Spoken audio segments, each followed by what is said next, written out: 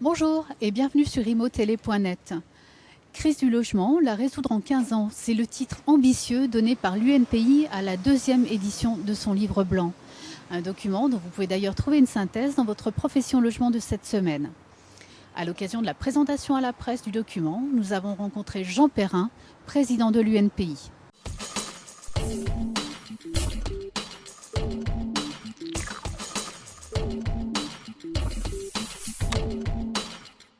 Jean Perrin, bonjour. Vous nous avez présenté ce matin la 2e édition du livre blanc de l'UNPI, dont le titre est cette année très ambitieux parce qu'il s'intitule « Crise du logement, la résoudre en 15 ans ». Et votre avant-propos précise même « Dans 15 ans, la crise du logement sera derrière nous ». Vous dressez un certain nombre de propositions. Est-ce que vous pourriez nous exposer les axes clés de ce livre blanc ?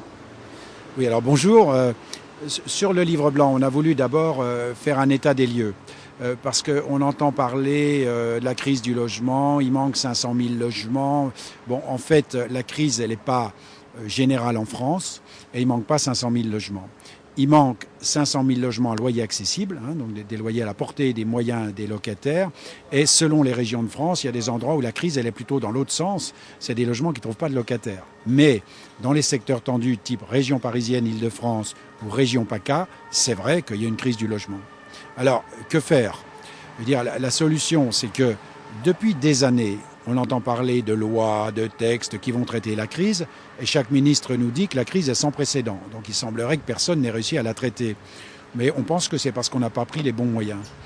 Un exemple pour illustrer, le statut des rapports locatifs a évolué constamment et est plutôt déséquilibré.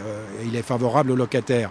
Plus on fait un statut favorable aux locataires, moins on les incite à devenir propriétaires et moins on incite les propriétaires à louer leur logement. Alors qu'il faudrait que les locataires deviennent propriétaires, c'est ce que veut Nicolas Sarkozy et c'est une bonne idée.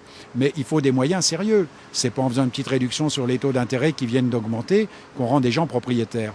Donc l'idée de l'UNPI, c'est plus de propriétaires. Dans la moyenne des pays d'Europe, c'est 75% de propriétaires. En France, c'est 57%. Donc il nous manque 4 millions de propriétaires. Donc ce n'est pas des mesurettes qu'il faut pour trouver 4 millions de propriétaires. Ensuite, il faut revoir les rapports locatifs. Et puis en même temps, il faut faire une gestion améliorée du parc public, le parc social public, parce qu'il y a trop d'injustice. Il y a un rapport de l'INSEE qui est sorti cet été qui dit que près de 42% des occupants du parc public, je prends les chiffres fourchettes hautes, mais 42% sont irrégulièrement dans le parc public, soit en suroccupation, soit en sous-occupation, soit en sur-revenu par rapport au plafond. Je veux dire, c'est pas normal. Donc il n'y a pas de place pour ceux qui ont droit, et il y a des personnes qui n'ont pas droit qui y sont. Ça va pas. Vous développez dans la dernière partie de votre livre blanc une idée originale, celle de la cession d'usufruit. Est-ce que vous pourriez nous définir cette notion et nous l'exposer en détail ? Oui, alors dans ce livre blanc, on indique que donc, comme je le disais, il faut plus de propriétaires. Et entre autres, pour avoir plus de propriétaires, il y a une mesure rapide à prendre, c'est la cession de logements du parc public. Et je pense que ce n'est pas d'en céder 1% par an qui va traiter les choses. Il faut carrément céder presque la moitié.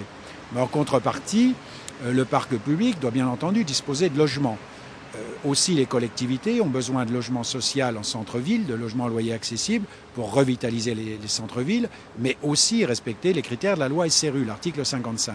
Donc notre idée, c'est de dire que des propriétaires privés pourraient mettre à disposition du parc public, les HLM, pendant une durée de 15, 18 ou 20 ans, des immeubles qui seraient gérés par le parc public.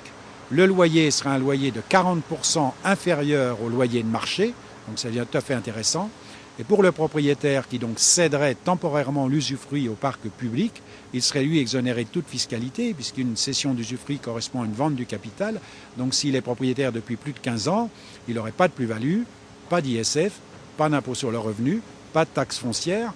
Donc quand le propriétaire fera son calcul, il verra qu'à 60%, pour lui, c'est tout à fait acceptable. Et pour le parc public, avoir des logements de centre-ville à 60% du prix du marché, on verra que c'est tout à fait intéressant. Et là, on aura une vraie mixité et on redéfinira la notion de logement social en considérant que ces logements-là doivent rentrer, même si ce sont des propriétaires privés qui les ont en nue propriété, doivent rentrer dans la loi SRU. Donc on aura à la fois la mixité la satisfaction d'une loi, la satisfaction des propriétaires et des logements à gérer pour les HLM en contrepartie de ceux qu'ils vendraient. Par ailleurs, le parc HLM, c'est mieux que le parc privé, gérer les cas des locataires en difficulté ou à revenus modestes. Donc on voit que tout le monde pourrait trouver un équilibre dans cette proposition. Ce livre blanc, c'est un appel fort à une réaction ou à un engagement différent des pouvoirs publics. Est-ce qu'il y a eu déjà des premières réponses des ministères, notamment ? Alors, le livre blanc appelle au débat. C'est sûr qu'on pousse des fois les idées un peu loin, mais le livre blanc veut aussi traiter la crise. Dans 15 ans, elle doit être derrière nous. Jusqu'à maintenant, personne n'a réussi à mettre la crise du logement derrière nous. Donc il faut être offensif. Je vois beaucoup d'acteurs du logement qui proposent des mesurettes, plus 0,5, moins 0,5, plus 0,10. C'est nul tout ça. Il faut des vraies mesures, des mesures de fond. Alors j'ai eu l'occasion d'en parler à Christine Boutin. Je dois dire, à ce jour, il y a une écoute intéressée. C'est bien, c'est sympathique. Moi, j'attends des actes. Alors, a-t-elle les moyens? Il semble qu'elle ait la volonté. A-t-elle les moyens? Ne subira-t-elle pas des blocages par ci ou là et ne cédera-t-elle pas au consensus mou? Je l'espère. Je pense que dans ce qu'elle a affirmé, elle veut faire bouger les choses. Maintenant, on va voir, et notamment à Lyon, à la fin du mois, il y aura des événements importants qui vont se dérouler. Si tout va comme je le souhaite, je crois que Christine Boutin pourra être le ministre qui traitera la crise du logement. Si elle veut être comme ses prédécesseurs, un peu dans le consensus mou, on ne traitera pas la crise du logement. Jean Perrin, merci.